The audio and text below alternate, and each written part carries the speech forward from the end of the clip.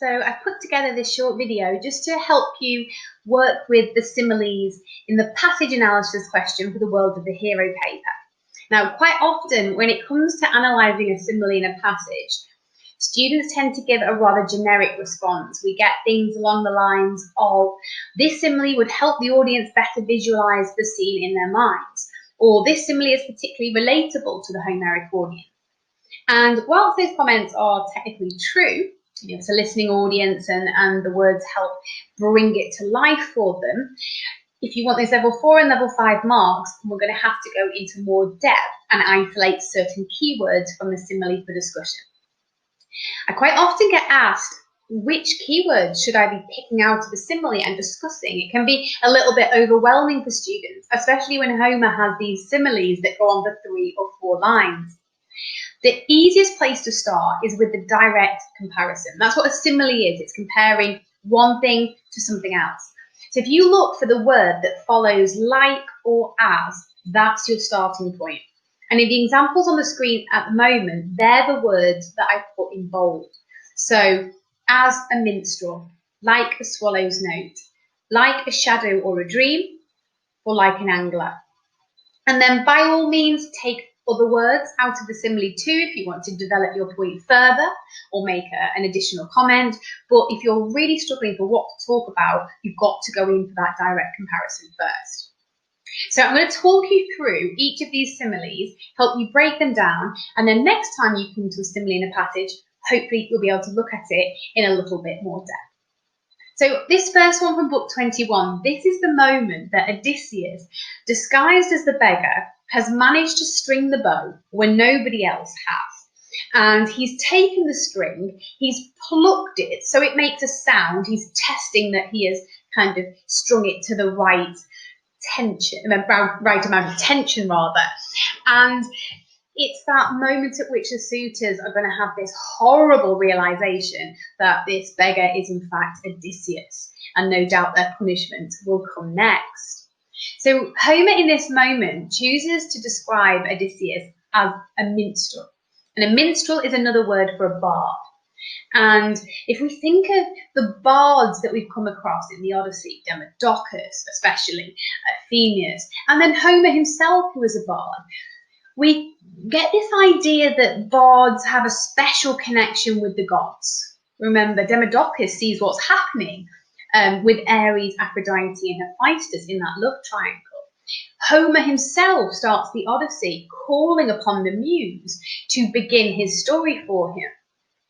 So at this moment, we get the impression that Odysseus is being divinely inspired in this mission, in this punishment of the suitors, and that the gods are on his side. And of course, we know Zeus is god of Xenia, and of course his patron goddess Athene are the particular gods who that's referring to.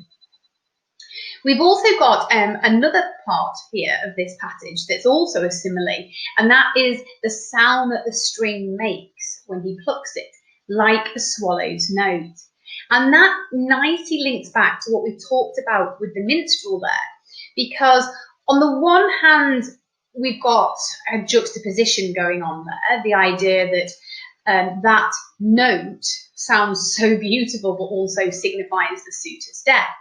But a swallow, Athene at certain points in the Odyssey, has actually been disguised as a swallow or turned into a bird as she's disappeared. So it links back again to that idea of divine help. The second simile is from book 11, and it's the moment at which Odysseus has met his mother Anticlea in the underworld. And just that reminder that he did not know she had died until this moment. So it's always worth putting this reunion into that particular context.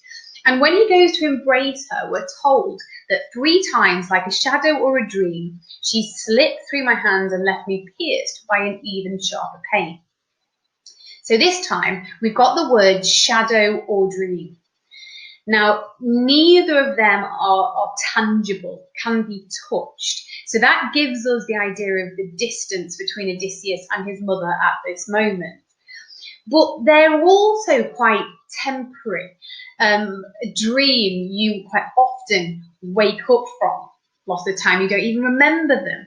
I said quite often you wake up. You always wake up from a dream. What I meant was that you don't often, remember them, or they don't last very long.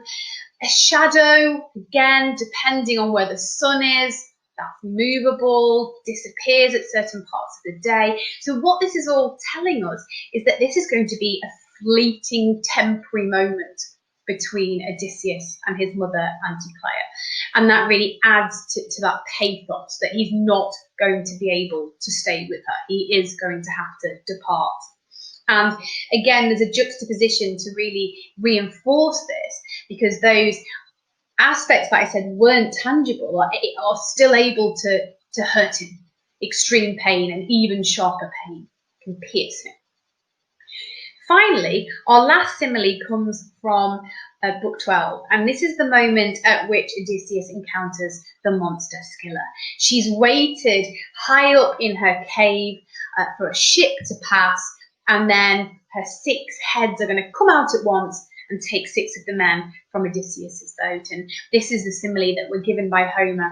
For like an angler on a jutting point, who casts his bait to lure the little fishes below, dangles his long rod with its line protected by an ox horn pipe, gets a bite, and whips his struggling catch to land, Scylla had whisked my comrades struggling up onto the rocks. So again, the direct comparison here is the angler. Scylla is compared to an angler.